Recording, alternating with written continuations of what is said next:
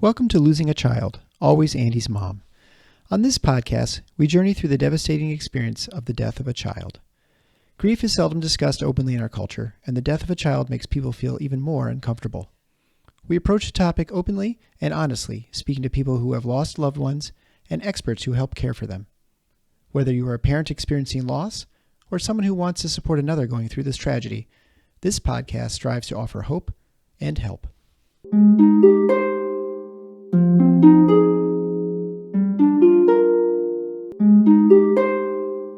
Thank you so much, Reid, for agreeing to come on the Always Andy's Mom podcast and talk to us today. Well, thank you, Marcy, for having me on. I'm really pleased to be here. Yeah, I'm excited to have you. So you reached out just a few weeks ago now with something exciting you're doing. But first of all, I just want to start out by having you talk to us a little bit about your personal grief story and what kind of led you to what you do today.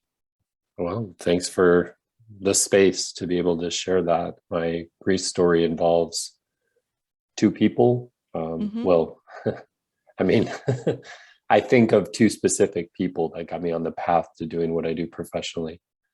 Two people and four types of relationships with these two people. So the math is a little bit reverse logic, but I had a relationship with my dad, and it was my biological father, and it was really hard. He was so emotionally distant. But then in 2006, he ended his life. He died by suicide. And then I definitely grieved the loss of him, but I also grieved the loss of the type of relationship that I always longed for. Right. He just wasn't really the type of person to even hug or whatever. And most of what he said verbally was very negative and very just full of complaints about anything you can think of: sports, politics, finances, anything. And then 10 years after my biological father died, my stepfather, Warren, who I had a very close relationship with, Warren was active in my life since I was a toddler. And he died by cancer. Cancer got the best of him. And then it was interesting, Marcy, when he died, I definitely knew I was going to feel sad for quite a long time. But I also said to myself, since I had grieved the loss of my father, I'm going to be just fine. But to this day, I still don't know how to articulate it the best, but I just was blown away by how much loneliness hit me in my grief journey, and just how surprising everything was in relationship to grieving Warren and really missing him. And so these two losses, I'll say, because I mentioned earlier the four relationships. So you had two with my biological father. When Warren died and I started grieving him, I realized I was going to grieve the loss of him and his presence, but I also recognized shortly after I was going to grieve the loss of the type of relationship that I was always available to me as stepfather, but that I never really fully accepted, because in my younger days I was trying to connect more with my dad. So so that was that type of relationship too. So things got a little complicated. Factors for sure. Complicated is the key word. There are a lot of things that can complicate grief, but I think when you don't have a good relationship like you did with your father, like you didn't have a good relationship with your father, that can really complicate things, because as you said, you grieved that fact that you wanted that relationship, and then of course, then that relationship you did really have, but maybe didn't think about the way you had it with that second grief loss too. So, wow. You're spot on, Marcy. Yeah, that's exactly the way it was. And so It's interesting. I actually, years ago, I got a master's degree in psychology, and I guess I used it, but not directly. I didn't necessarily become a counselor or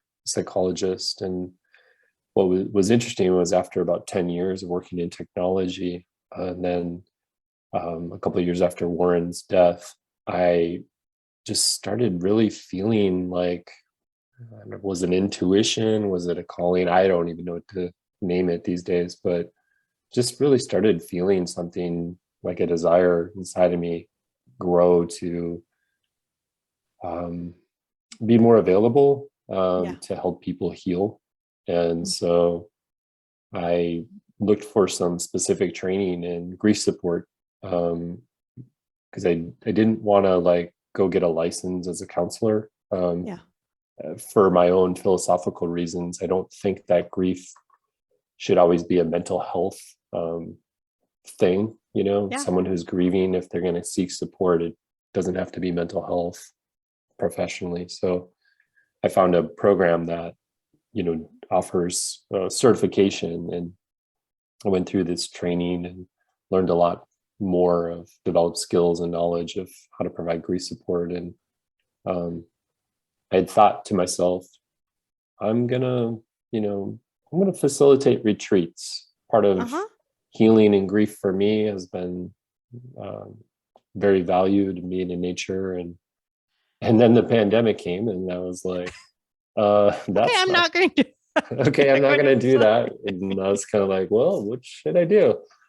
And I have been wanting to do that too. I wanted to expand in the podcast. Like, I want to do retreats. And my friend Stephanie and I were like, this is our dream. We're going to do retreats. And then the pandemic happened. Like, yeah, okay, we're not doing retreats. I'm just doing the kind of the same thing I've been doing, but maybe someday, right? Yeah, well, definitely someday. Yes. I think that retreats can be very empowering. I think that people are longing for connection. They're longing for all the comfort to be able to understand that they're not as alone as what they may feel. And so being around other people who can share stories and can also listen with compassion and empathy, that can be very supportive in someone's grief journey. So a similar experience. Okay, retreats aren't going to happen, and just looking back at a lot of my professional skills, I was like, oh, what I can do is this, and it led to taking advantage of technology and making something that would really help ease loneliness for people who are grieving. Yeah, it's just awesome. So talk about how it started and what you offer. It started with me giving a presentation at one of my trainings. I talked about guilt and grief. I put together like an assignment and provided like a lecture on it. And then afterwards, I got approached by 3 different people in this training. Didn't know them before. And they said, hey, I got to tell you something. You have a really soothing voice. And I was like, oh, thanks. And then they were like, you should be on the Calm app. And I was like, I should? And they're like, yeah, wouldn't that be neat to like do some grief meditations for Calm? Calm is a meditation app. Yeah. Okay. Calm. I thought you said call, and then now Calm app. Yes, I've definitely heard of that. I have that on my phone. Right. Yeah. A lot of people do. Millions of people have the Calm app on their phone. And so I followed up. I just said, I would love to use my voice to be able to help soothe people that are grieving. Like, what a gift for me, and what a source of comfort for others. And I reached out to Calm and actually had some communication with some of the people who are decision makers there, but it didn't really lead to anywhere. And then I was on a hike with my wife and my wife's best friend, who's a very successful life coach. And of course, she extended the invitation to do something better. And I was like, I'm not gonna make an app that has, that much more subscribers than Calm. That's crazy. And she's like, I'm not talking about that. I'm just talking about maybe making your own app that could help be a source of comfort for the people that you want to help. And I was like, okay. And I was like, more technology. But I looked just into what you were it. thinking you were getting away from. Yeah, exactly. I looked into it and I was like, oh, well, there's definitely a need here. And what I did was I found out from like a group of people that are consider themselves grieving persons, who did some market research and found out what features would be the most helpful to them. Yeah. And they wanted to hear something each day. We call it a grief refuge, daily refuge, stop for the day.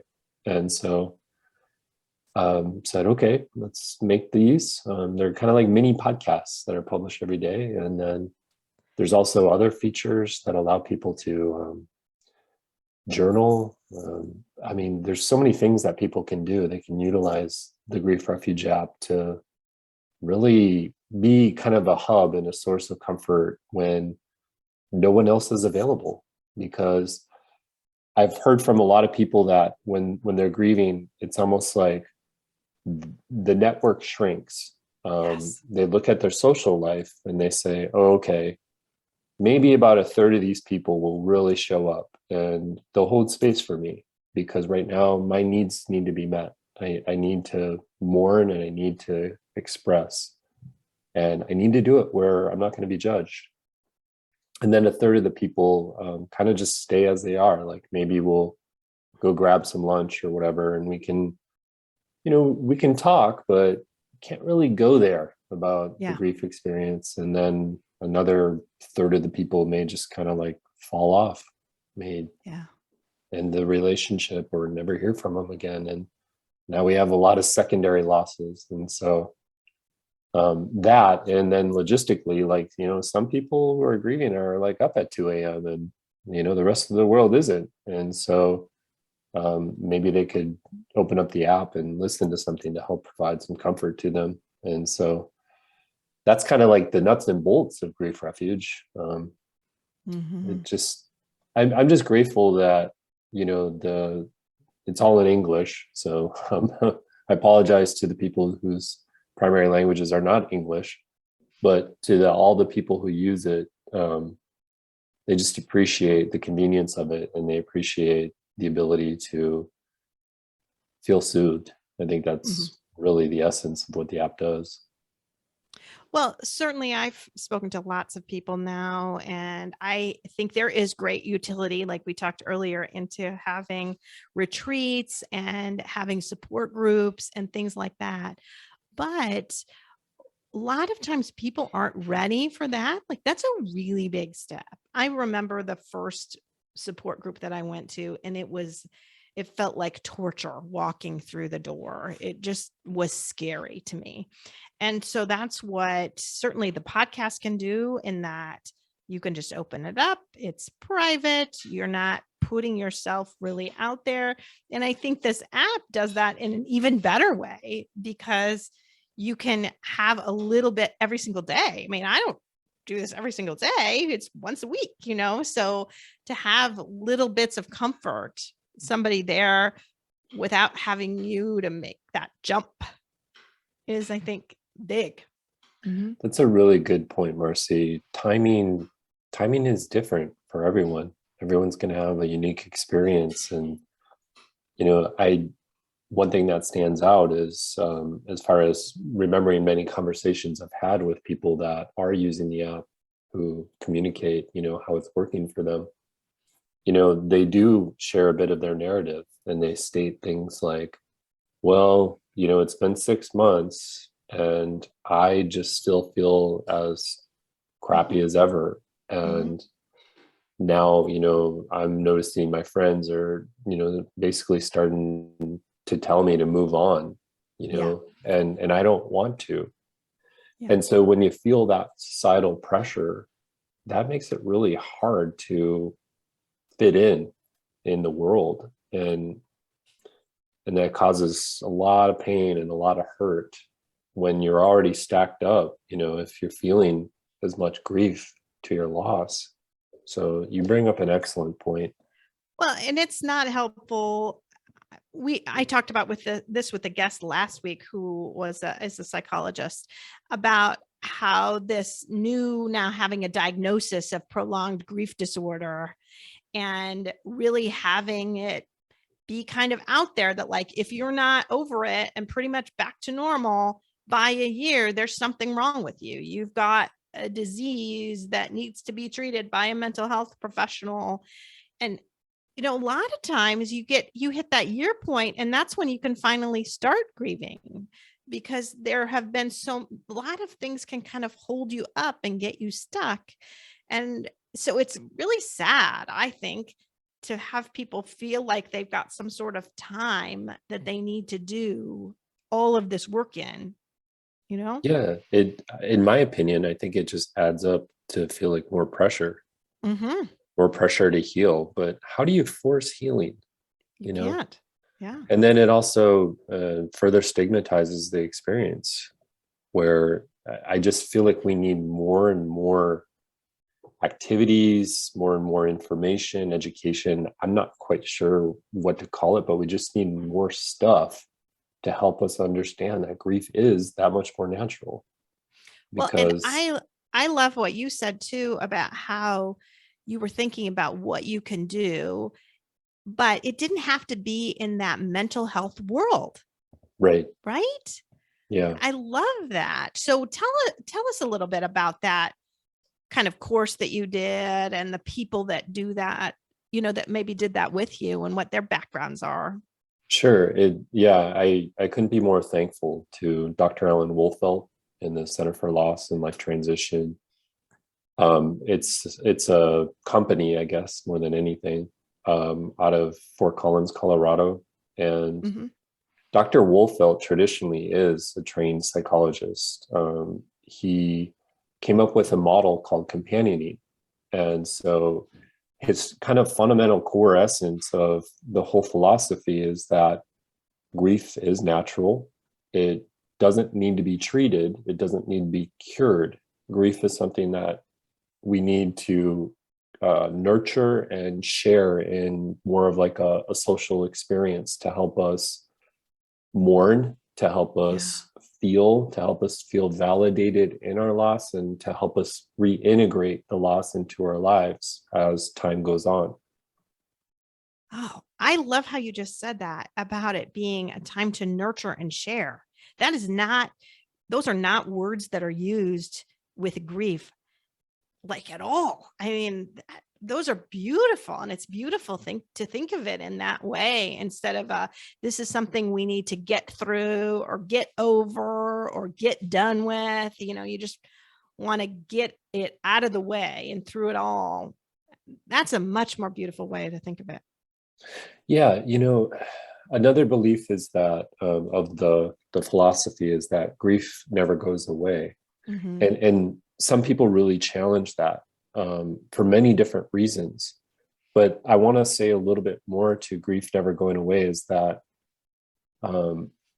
it's at the time of our conversation being recorded, it's 16 and a half years since my biological father died. And so do I feel the same way that I did 3 months after he died? No, absolutely not. So grief will change, but there are times, such as Father's Days. Some Father's Days, I'll think of my dad, remember him, and I'll feel, for lack of a better word, content. Yeah. But then some Father's Days, like actually this year, 2022, I was like, man, this sucks. Like, I just felt crummy. And I just kind of like welled up with tears, and just kind of sat there and stared out my window and felt kind of depressed for a good half the day. And I just knew that was grief. That was like me processing grief 16 and a half years later. And that's so okay. Yeah, exactly. And that's where I was heading, was like, grief may never go away. It may change the intensity, the way it comes as far as thoughts, the way it comes as feelings. But to be able to understand exactly what you said, that is okay. That's part of being human. Mm-hmm. That's, I feel like if anything, like that's what I walked away from my training, because um, I also communicate with a lot of grievers, because I have like a small companioning practice, and I'm definitely, communicating with a lot of people, and they say, oh, I totally lost my thought, Mercy. They No, that's say fine. that they say that like they just can't really go anywhere where they can be their authentic selves. Yes.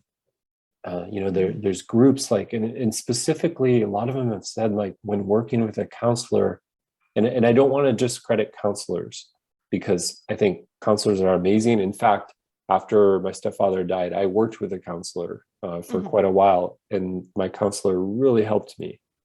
But there are many counselors who just, they look at a grief experience and say, okay, there is some kind of resolution. There's something, some goal to achieve. And that really isn't the case with grief.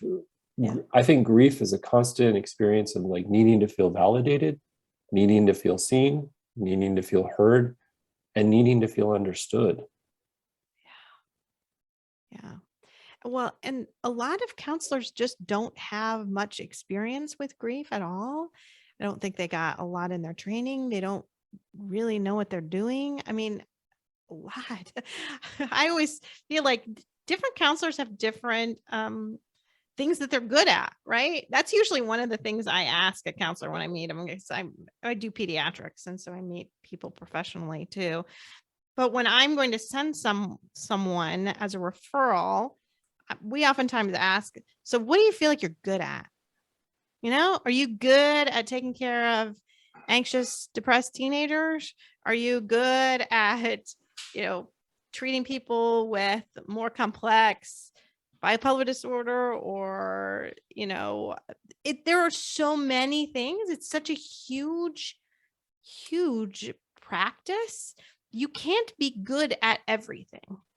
And I think a lot of people are not good at grief because they just don't quite understand it, or they feel uncomfortable with it. That's a really important question. What do you feel like you're good at? I actually wrote it down.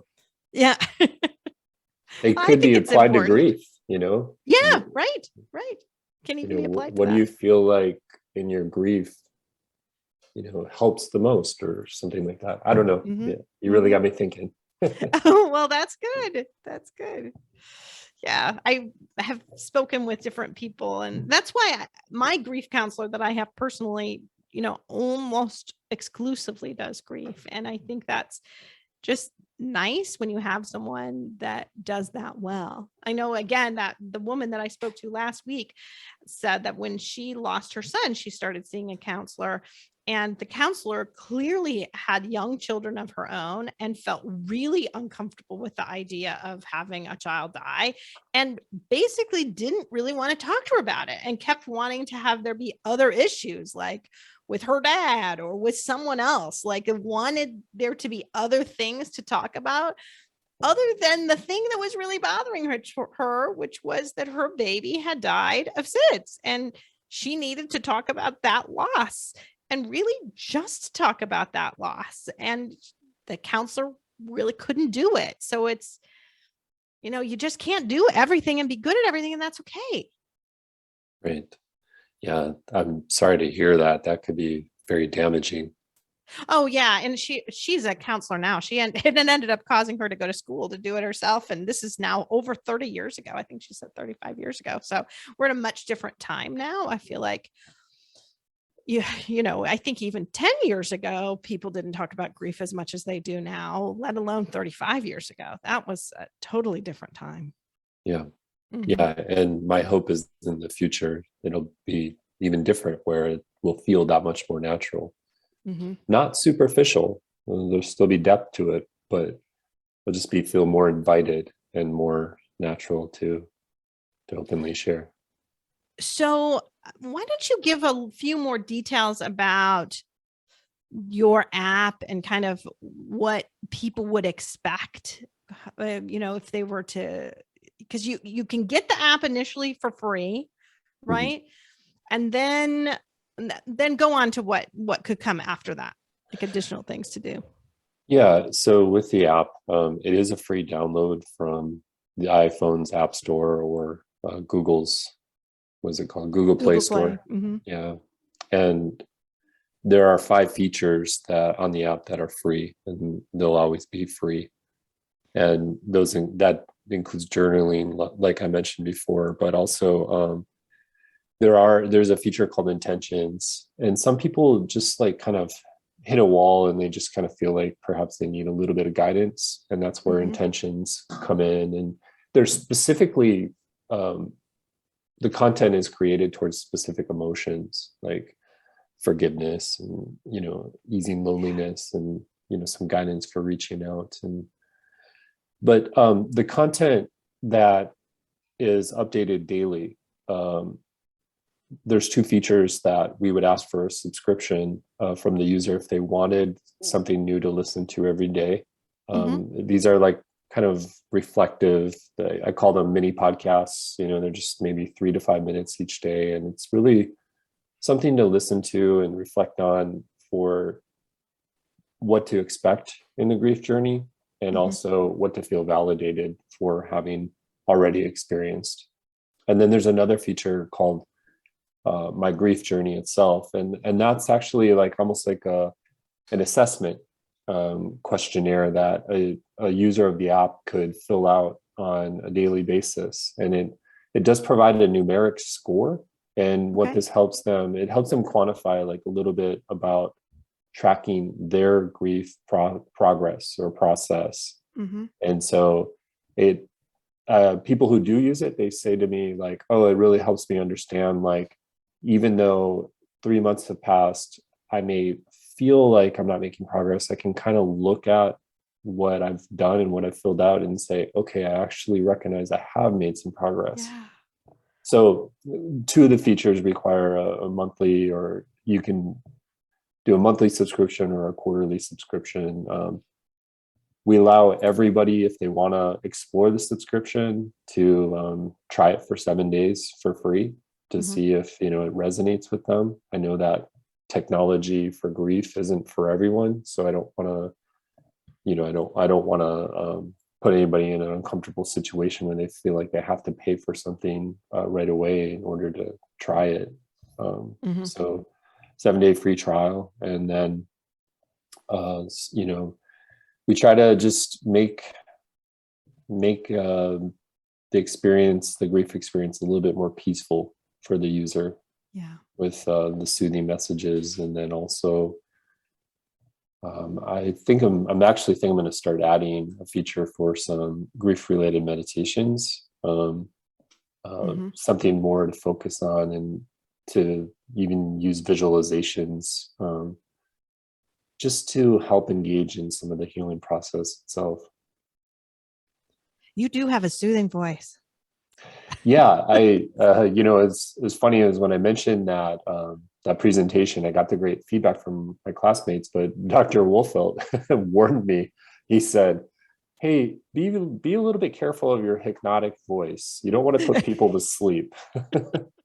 So he's like, at first try to forcefully, change the volume, change the tone and things like that. And I was like, I still want to be me, but yes, I do narrate the content that is created, so that this on the app, it's a lot of audio content, and it's a lot of what people can listen to. And if you use the app, you'll hear my voice a lot.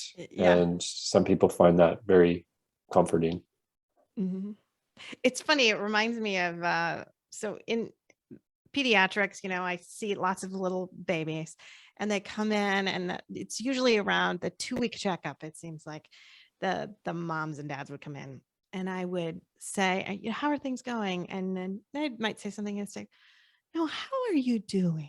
And I would just say it, and how are you doing? And they all cry. Like everybody would cry, because I guess I had such a way of saying it that was like I really want to know. And it was just let them just have some release, because they're all these new parents are stressed out and they're not sleeping, the baby's crying, and it's very stressful. And so then you had someone that said it in a way that was kind of a comforting kind of, no, but how are you really doing? And then the tears would always come. So I think I have a tendency to do that with people. I think that's beautiful, Marcy. I mean, I can so see so many, parents where their lives have just completely changed.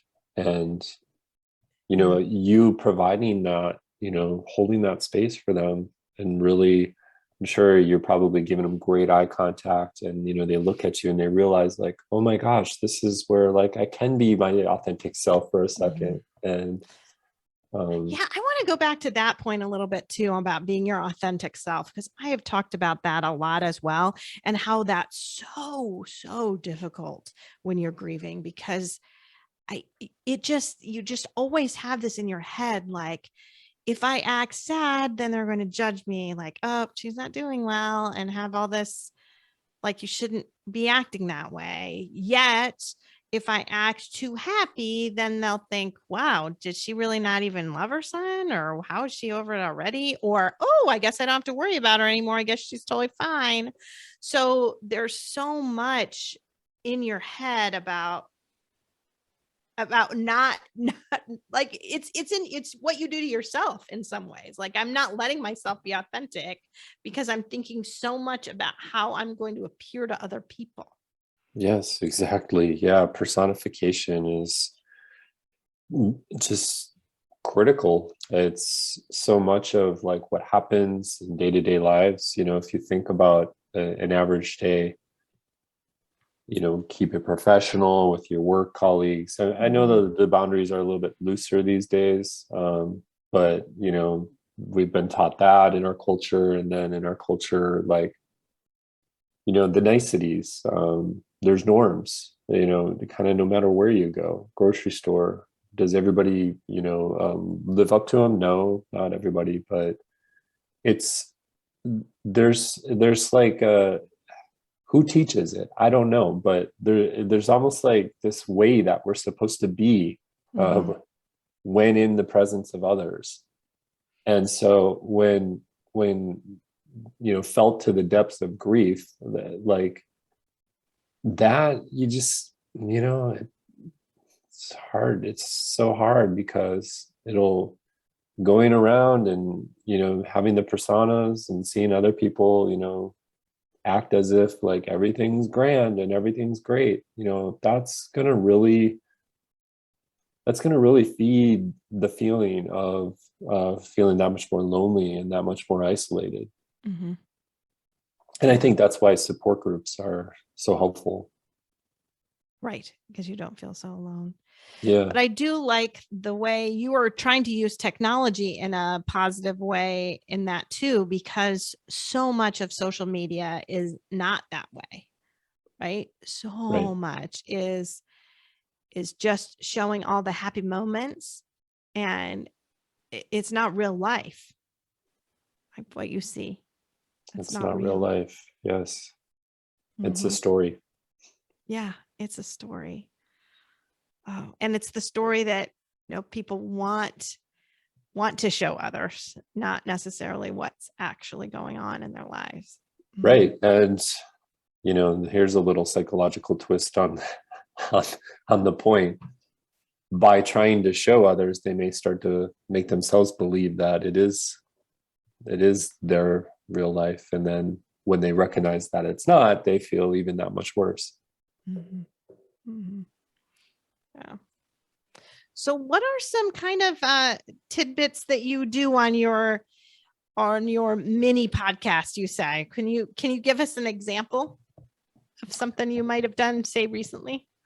The one that went out today was actually kind of a depressing one. And I don't mean that judgmentally. It just talked about how some people experience flashbacks. And oftentimes in our culture, flashbacks are really associated with veterans, and rightfully so.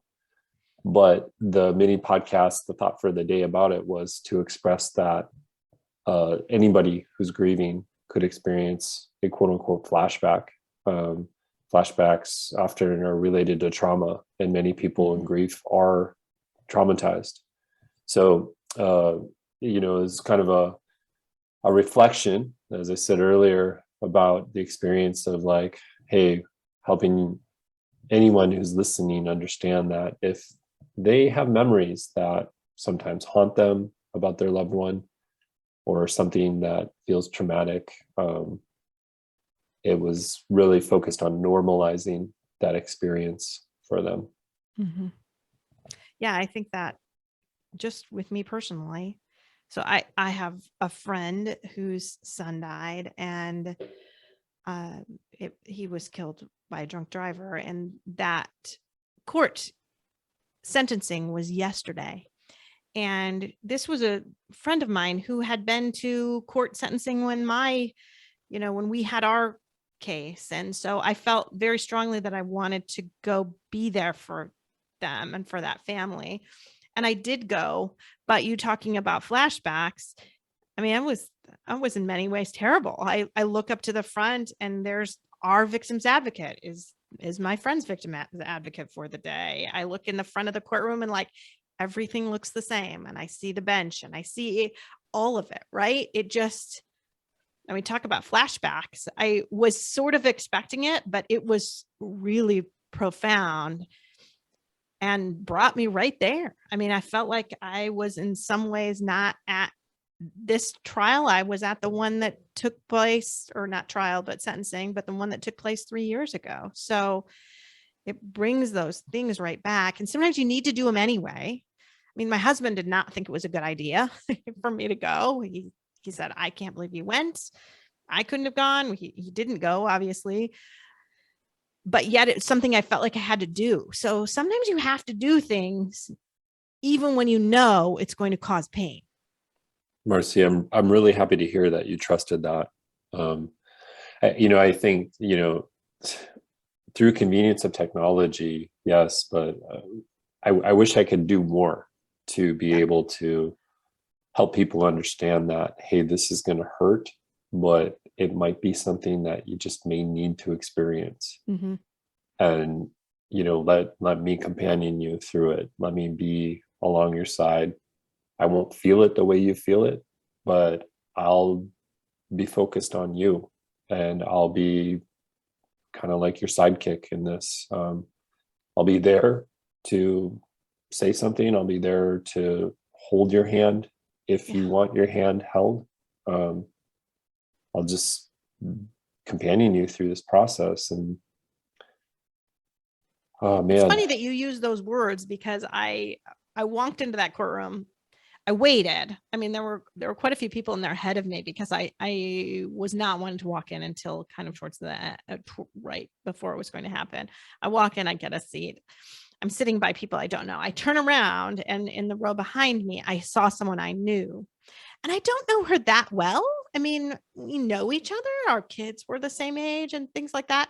But I thought, I need to sit next to someone that I know for this. And she, of course, had known what I had gone through. And so I said, can I sit back beside you? And she, of course, said yes. And I just leaned over and I said, I just am going to need to hold your hand. And again, we're not good friends. I mean, we talk maybe yearly, if that. But I needed someone that I knew was a caring person to hold my hand in that moment. And it doesn't need to be like a close friend. So I love that analogy that you're using, because you can be the person to hold their hand. Yes, and many similar to what we were talking about earlier, many people may feel that they need, metaphorically, they may feel that their hand needs to be held, but they may feel not, almost like they may believe that it's not okay to ask for that type of help. And that's where I saw how the technology could provide the help for someone. Well, and thinking back just to this case yesterday, I had thought, I need somebody to be there with me. I need somebody to be there with me. But I didn't want to make it about me, right? So I didn't know who to reach out to. And that's your point earlier, like your circle gets much smaller. And I don't have as many people that I feel like I can call up the phone and say, hey, will you come to this sentencing with me? And you don't even really probably know this person, but I just needed someone to be there with me. And so I just kind of just prayed, honestly, that there would be someone that could do that for me, that would just show up. And that is exactly what happened. So I feel very fortunate that happened, because I didn't want to make it about me. And I felt uncomfortable asking for help. And goodness, I'm one that tells people to ask for help all the time, right? I mean, that's what I do on the podcast, is telling people to get help and trying to offer help. And yet still asking for help is not easy. I couldn't agree with you more. There's times where I catch myself where I'm like, I cherish my relationship with my wife, and I'll be in an experience. Perhaps we have some kind of minor conflict, and I later think to myself, I think a lot of this was sourced from me, who didn't know how to ask for help in a certain moment. I do process a lot of grief, a lot of other people's grief as well as my own. And so sometimes I need a break. And I know that I carry some of that grief into my personal life. And I sometimes have challenges asking for what I need, or asking what could feel helpful or comforting to myself, because I've created this self-perception that I'm the one who shows up for others. Mm-hmm. Yep. And I would argue, my wife's not going to be happy with me saying this, but I'll just be honest, I would argue that because she's a psychologist, she does a little bit of that herself. Yeah. For sure. I think we do. I think it's natural to do that and to feel like, I've gotten to that point where I'm a caregiver. I give care to other people, but sometimes it's still hard for me to ask for it from others. And there are only a few people that I feel comfortable doing that with. But I am glad that I have grown enough for yesterday to ask this, acquaintance really to hold my hand. And she held my hand the whole time. And when things got a little bit, bad, and when they were recounting certain things that were bringing me back too many memories, I started to cry, and she was okay with that. So it's just important to be able to be okay asking for someone for help, and not feel like it has to be just, one or two people that you can ask. Yeah. And I just want to reflect on what sounds to me like a very powerful healing experience for you at this event. I think so. I mean, it brought back a lot, which was not good, but in other ways, I think it was very good. And I would have regretted not going. I mean, that was another thing too. And I was even talking to her during that. I was recounting that in the criminal case, I was there. We had a civil case too that I just didn't feel as kind of passionate about, because I just didn't. But I didn't go to the final whatever court thing that we had. I didn't go because I had told my husband I didn't want to have anything to do with it. But I regret it. Today I regret it that I didn't go, and I felt like it could have been a chance to get a little bit more closure on certain painful experiences. Not closure on my grief, obviously, but closure on some of those loose ends to be able to do that. And sometimes, things are good for somebody and bad for somebody else too, right? I was talking on the podcast not too long ago about how my therapist says the mom always wants to know like exactly what happened when their child dies. They want to know the reasons behind it. And yet I had somebody email the other day, and she said, I wanted nothing to do with it. It was too painful to even put myself in that circumstance. And I thought, Yeah, it's totally true. I mean, different people have different things that they need. And so I felt like I needed to know, which I never really got the answers, which was frustrating to me. But other people are going to not want that at all. Right. Yeah. Yeah. I'm thinking about empowerment with your choices. Right. I'm an advocate for that. I think I couldn't agree with you, like what may feel right for you may not feel right for someone else.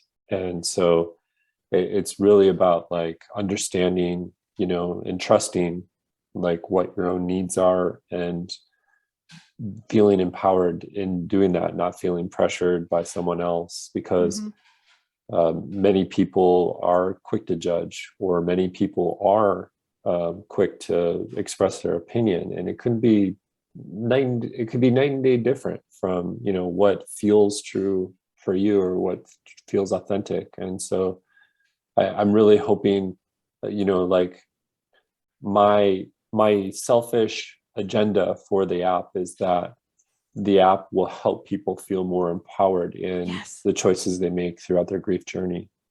Yeah. When you were talking earlier about guilt, about how you gave that talk on guilt, and I have spoken to Gwen about this, someone who'd said that they feel that all grieving people end up feeling guilt, because if you didn't feel guilt, you would feel powerless.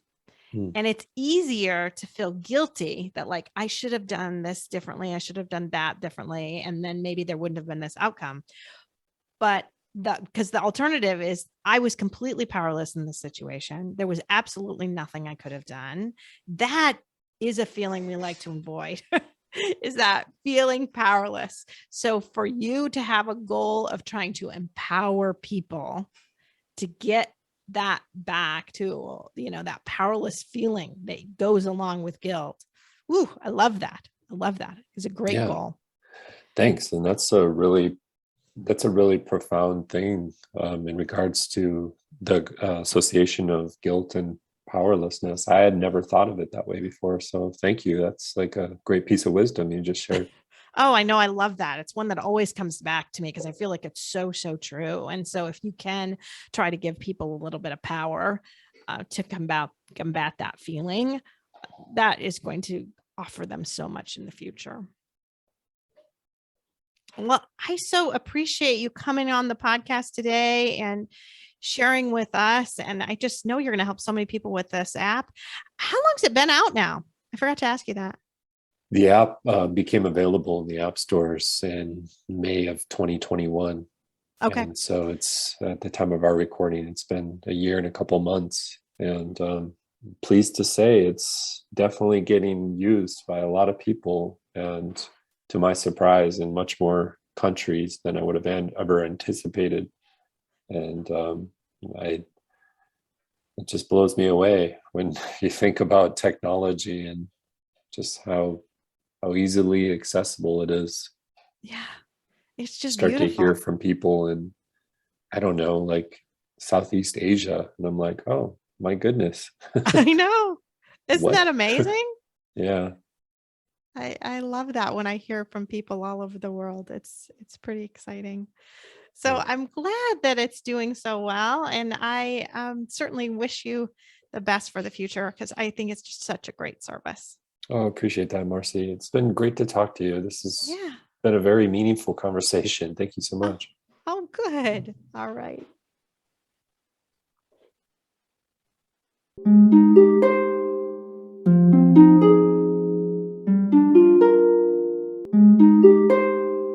Thanks for listening. If you found this helpful or would like to support the podcast, please leave a 5-star rating and comment. To help financially, you can text Andy's Mom to the number 53555 or visit the donate page on andysmom.com. Your donations are secure and tax deductible, and we are now able to accept Venmo, PayPal, and Apple Pay. Always Andy's Mom is a registered 501c3 organization and can receive donations through smile.amazon.com, Thrivent Financial, and Benevity, amongst others. Marcy loves hearing from listeners. Please feel free to reach out to her via email at marcy@andysmom.com. Also, be sure to sign up for the email list to receive weekly updates as well as pictures of all of Marcy's guests and their children. Together, let's work to inspire hope, one day at a time.